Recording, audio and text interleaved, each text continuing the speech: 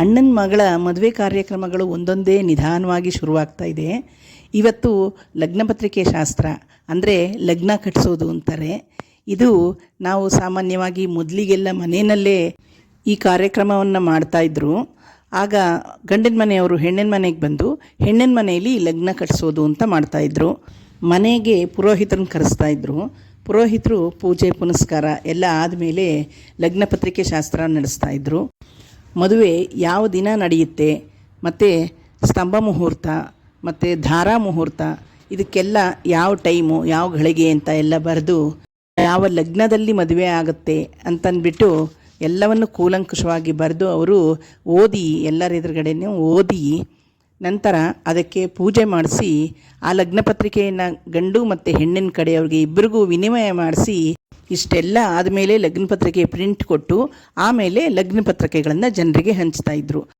ಆದರೆ ಈಗೆಲ್ಲ ಲಗ್ನಪತ್ರಿಕೆಗಳನ್ನು ಮೊದಲೇ ಮಾಡಿಸ್ಬಿಡ್ತಾರೆ, ಮೊದಲೇ ಹಂಚಿಬಿಡ್ತಾರೆ, ಆಮೇಲೆ ಲಗ್ನ ಕಟ್ಟಿಸೋವಂಥ ಪದ್ಧತಿ ಈಗ ಪ್ರಾರಂಭ ಆಗಿದೆ. ಅದು ಅಲ್ಲದೆ ಈಗ ಮನೆಗಳಲ್ಲಿ ಲಗ್ನ ಕಟ್ಟಿಸೋದ್ರ ಬದಲು ದೇವಸ್ಥಾನಗಳಲ್ಲಿ ಲಗ್ನ ಕಟ್ಟಿಸುವಂಥ ಪದ್ಧತಿ ರೂಢಿಗೆ ಬಂದಿದೆ. ಇದು ಒಂದು ರೀತಿ ಒಳ್ಳೆಯದೇ ಅಲ್ವಾ?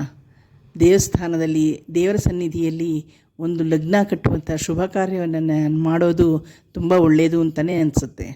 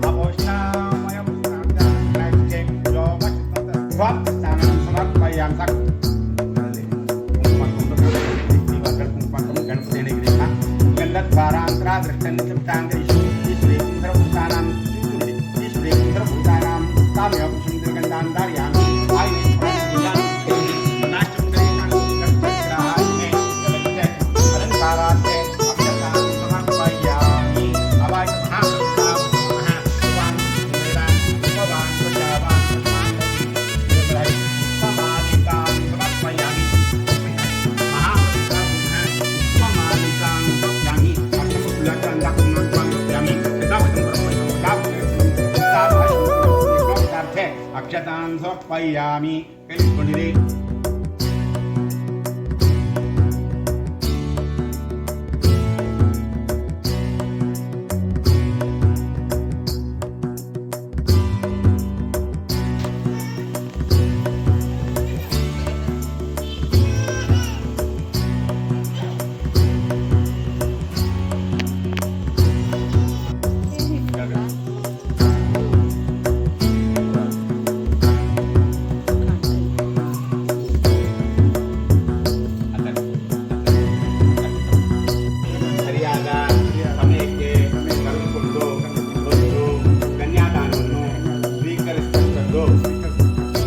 ಆಗೋದು